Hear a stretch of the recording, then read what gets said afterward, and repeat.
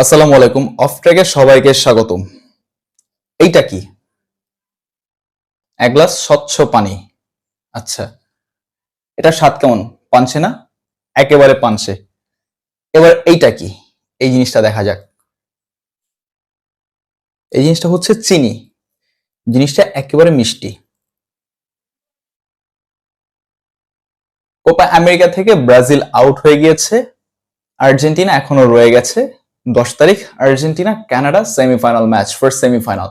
এখন ব্রাজিল যদি এই টুর্নামেন্টে অবশিষ্ট থাকতো তাহলে এই টুর্নামেন্টটার মজা হতো ঠিক চিনির মতো মিষ্টি। আর এখন ব্রাজিল টিম নেই, এখন এই কোপা আমেরিকাটা হয়ে গেছে পানির মতো একেবারে পানসে। আর্জেন্টিনা কানাডা কোপা আমেরিকার ফার্স্ট সেমিফাইনাল 10 তারিখ সকাল 6টায়। আর্জেন্টিনার রিসেন্ট ফর্মে বলাই যায় আর্জেন্টিনা কোয়ালিফাই করে ফেলবে ফাইনালে এবং ব্যাক টু ব্যাক ফাইনাল খেলবে কোপা আমেরিকার। তবে আপনি শিওর দিয়ে বলতে পারবেন আর্জেন্টিনা ফাইনাল খেলতে পারবে কিনা? আসুন ব্যাখ্যা করা যাক কিছু কিছু পয়েন্ট। এই কোপা আমেরিকায় আর্জেন্টিনা এখন পর্যন্ত 4টি ম্যাচ খেলেছে, যার মধ্যে 4টি ম্যাচই জয়লাভ করেছে। 4 ম্যাচে 6 গোল স্কোর করেছে এবং 1টি গোল কনসিড করেছে। আর্জেন্টিনার 4 ম্যাচে অ্যাকুরেট পাস হচ্ছে 423টা এবং আর্জেন্টিনার 4 ম্যাচে এভারেজ টিম রেটিংটা হচ্ছে 7.07। আবার 4 ম্যাচে আর্জেন্টিনা বিগ চান্সেস তৈরি করেছে 20টা এবং বিগ চান্স মিস করেছে 14টা। অর্থাৎ আপনারা দেখতে পাচ্ছেন আর্জেন্টিনা এইখানে কতগুলো চান্স মিস করেছে 4টা ম্যাচে। সেই 4টা ম্যাচে যদি 14টা চান্স মিস না করে 14টা চান্সকে গোলে পরিণত করতে পারতো তাহলে কিন্তু আর্জেন্টিনার কোনো ভয় থাকার কথা ছিল না। এখন যেহেতু আর্জেন্টিনা এই 4টা ম্যাচে 14টা বিগ চান্স মিস করেছে, সো সেইখানে বলাই যায় আর্জেন্টিনাকে নিয়ে কিছু ভয় আছে। আর্জেন্টিনা কোপা আমেরিকা ম্যাচ জিতলেও আর্জেন্টিনার বর্তমান প্লেইং স্টাইলটা একেবারে হতাশাজনক। ওয়ান টাইপ অফ বটল করে করে আর্জেন্টিনা ম্যাচগুলো জয়লাভ করছে, কখন না একটা খেয়ে যায় এরকম করতে করতে আর্জেন্টিনা ম্যাচগুলো জিতে যাচ্ছে। আপনারা যদি লাস্ট ম্যাচটা একবার দেখেন, লাস্ট ম্যাচে এমিলিয়ানো মার্টিনেজ যদি পেনাল্টিটা সেভ না দিত তাহলে কিন্তু আর্জেন্টিনা সেমিফাইনালে উঠতে পারতো না এবং কোয়ার্টার ফাইনাল থেকেই বিদায় হয়ে যেত প্রথম দল হিসেবে। আর্জেন্টিনার বর্তমান খেলার ধরনটা একেবারে অগোছালো, ছন্নছাড়া, হতাশাজনক। কাকে কখন পাস দিচ্ছে, কাকে কিভাবে পাস দিচ্ছে, কার কাছে পাস দিচ্ছে, কার কাছে চলে যাচ্ছে, কোনো খেয়াল নেই আর্জেন্টিনার ওই জায়গাটাতে। একটা ওয়ার্ল্ড চ্যাম্পিয়ন টিমের পারফরমেন্স যদি একটা টুর্নামেন্টে এইরকম হয় তাহলে তাদের কাছ থেকে ওই টুর্নামেন্টের ট্রফিটা আশা করাটা বোকামি। আমি বলছি না আর্জেন্টিনা খারাপ দল, আমি বলছি না আর্জেন্টিনা ব্যর্থ দল, তবে আর্জেন্টিনার বর্তমান পারফরমেন্সটা এইরকমই একটা আভাস দিচ্ছে। যদি আর্জেন্টিনার খেলার ধরনটা এইরকমই থাকে তাহলে হয় সেমিফাইনাল আইদার ফাইনালে গিয়ে আর্জেন্টিনা হেরে যাবে। আর্জেন্টিনার কাপ্তান লিওনেল মেসি ইনজুরি নিয়ে কোয়ার্টার ফাইনাল খেলেছেন। হ্যাঁ, একটা কোয়ার্টার ফাইনালের মতো স্টেজে অধিনায়ককে খেলানোটা দরকার, দলের যিনি গুরুত্বপূর্ণ খেলোয়াড় তাকে খেলানো দরকার। তবে ফার্স্ট হাফ অথবা 70 মিনিট বা 80 মিনিট এই পর্যন্ত ঠিক আছিল, বাট ফুল টাইমটা খেলানোটা মেসিকে উচিত হয়নি। মেসিকে বাকিটা সময় ফিট রাখা দরকার ছিল সেমিফাইনালে। এখন মেসিকে ছাড়া দল গোছাতে হবে সেমিফাইনালের জন্য। এখন আপনারা আমাকে কমেন্ট করতে পারেন যে কেন ভাই মেসিকে ছাড়া সেমিফাইনালে দল ঘোষণা করবে বা একাদশ সাজাবে, মেসি না থাকলে তো আর্জেন্টিনা একেবারে ডুবে যাবে বা বাদ পড়ে যাবে, হেরে যাবে। ভাই, মেসিকে ছাড়া আর্জেন্টিনা হারবে না। আপনারা যদি দেখেন গ্রুপ স্টেজের শেষের ম্যাচটা, সেখানে কিন্তু মেসি ডিপলদেরকে ছাড়াই আর্জেন্টিনা খেলেছে এবং আর্জেন্টিনা সেখানে জয়লাভ করে আর্জেন্টিনা ফিরেছে পূর্ণ 3 পয়েন্ট নিয়ে। তো আপনি এখন কিভাবে বলছেন যে আর্জেন্টিনা মেসিকে ছাড়া এখনো পারবে না?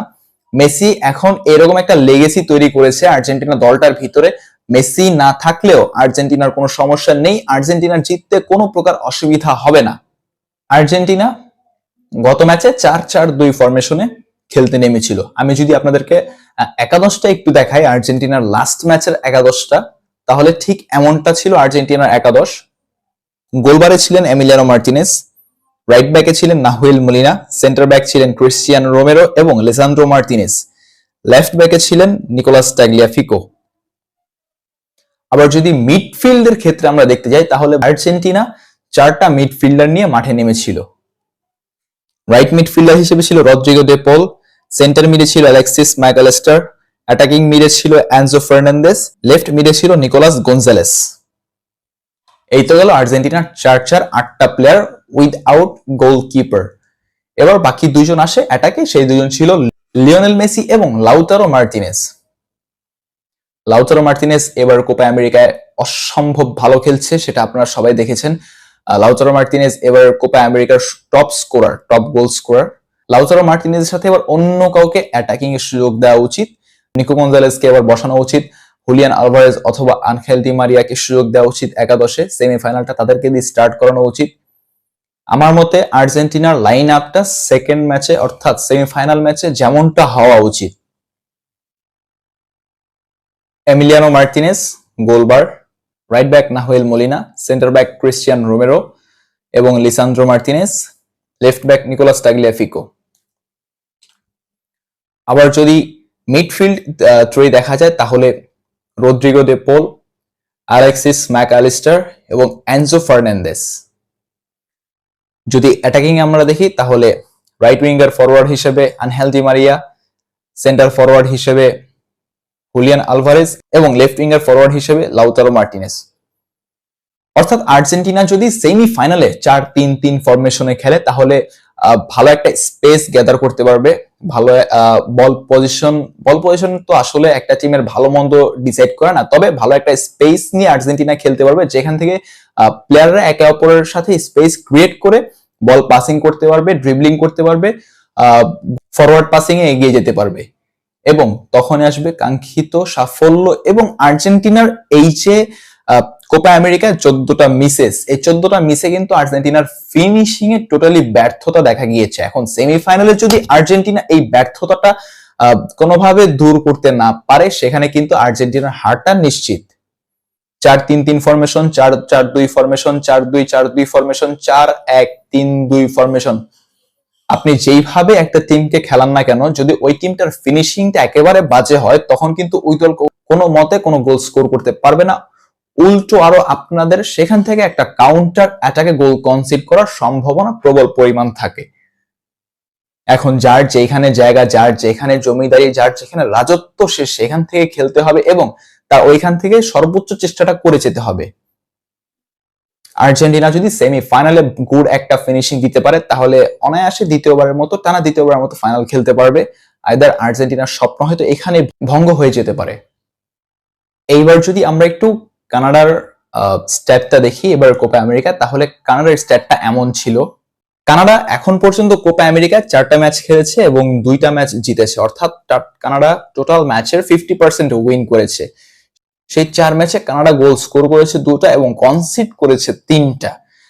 কানাডা অ্যাকুরেট পাস দিয়েছে 284টা এবং কানাডার এভারেজ টিম রেটিং হচ্ছে 6.81। আবার দেখেন কানাডা কিন্তু আর্জেন্টিনার মতো ওইরকম ভাবে বিগ চান্স গুলো ক্রিয়েট করতে পারেনি, যেই কারণে কানাডার কিন্তু সেই তুলনায় বিগ চান্সেস মিসের সংখ্যাটা কম আর্জেন্টিনার তুলনায়। কানাডা এখন পর্যন্ত বিগ চান্সেস ক্রিয়েট করেছে 14টা এবং বিগ চান্সেস মিস করেছে 12টা, অর্থাৎ কানাডা 12টা চান্স মিস করেছে এবং সেই বাকি 2টা চান্স থেকে কানাডা গোল করেছে। অর্থাৎ আর্জেন্টিনার ফিনিশিং লাইন থেকে কানাডার ফিনিশিং লাইনটা আরো বেশি বাজে। 2টা দলই একসাথে 10 তারিখে সেমিফাইনাল খেলবে সকাল 6টায় এবং 2টা দলই ফাইনালে ওঠার জন্য লড়াই করবে। এইরকম একটা প্লেইং স্টাইল নিয়ে যদি একটা টিম ফাইনালে উঠে তখন অপরপক্ষে ইউরুগুয়ে অথবা কলম্বিয়া যে কোনো একটা টিম পড়বে তাদের প্রতিপক্ষ এবং তাদের বিপক্ষে খেলে কাপ নিয়ে আসাটা অনেক টাফ হয়ে যাবে। ধরেন আমরা সবাই ধরে নিলাম কানাডা ফাইনালে চলে গেল, তাহলে কানাডার সাথে সম্ভাব্য প্রতিপক্ষ পড়বে ইউরুগুয়ে। আমি আপনাদেরকে একটা হিন্টস দিচ্ছি, আমি শিওরলি বলছি না। কানাডা চলে গেল এবং সেখান থেকে চলে গেল ইউরুগুয়ে। এখন ইউরুগুয়ে চলে যাওয়ার ইউরুগুয়ে এবং কানাডার মধ্যকার ফাইনাল হওয়ার পর কানাডা যদি এরকম ভাবে কনসিস্টেন্টলি গোলগুলো মিস করতে থাকে এবং ইউরুগুয়ে যদি চান্স গুলো কাজে লাগাতে থাকে তাহলে কানাডা সেখানে বিশাল একটা ব্যবধানে ফাইনাল হেরে যাবে এবং রানার্স আপ হয়ে যাবে।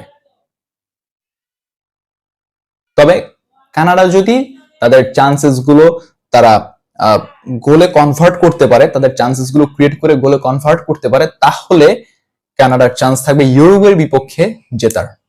এখন দেখেন, টানা 27 ম্যাচ অপরাজিত ইউরুগুয়ে, তাদের বিপক্ষে যদি আর্জেন্টিনা অথবা কানাডা পড়ে, তাহলে আর্জেন্টিনা পড়লেও সেম একটা প্রবলেম হবে। ফিনিশিং লাইনটা যদি নিখুঁত না করতে পারে, ফিনিশিং লাইনে যদি ব্যর্থতার উপর ব্যর্থতা চলতে থাকে, তাহলে সেইখানে মনে হয় না যে আর্জেন্টিনা কাপ জিততে পারবে। তবে মেসির শেষ কোপা, সবাই একটা চাওয়া থাকবে মেসি যাতে এবারের কোপা আমেরিকাটা জেতে। অ্যাঞ্জেল ডি মারিয়ার জন্য ভক্তদেরকে তাদের শেষ সময় একটা শিরোপা উপহার দিয়ে যাক। ব্রাজিল থাকলে টুর্নামেন্টটা আরো একটু জমতো, বাট ব্যাড লাক ব্রাজিলের। ব্রাজিল টাই ব্রেকারে ফিফা ওয়ার্ল্ড কাপের মতো কোপা আমেরিকাতেও টাই ব্রেকারে হেরে বিদায় নিয়েছে। তবে শুভকামনা রইল আর্জেন্টিনার জন্য, শুভকামনা রইল কানাডার জন্য। দেখা যাক 10 তারিখ সকাল 6টায় সেমিফাইনালে কি হয় এবং তাদের প্রতিপক্ষ, তাদের যে কোনো একজনের প্রতিপক্ষ ইউরোপে কলম্বিয়ার ম্যাচের কার সাথে হয়। ধন্যবাদ সবাইকে।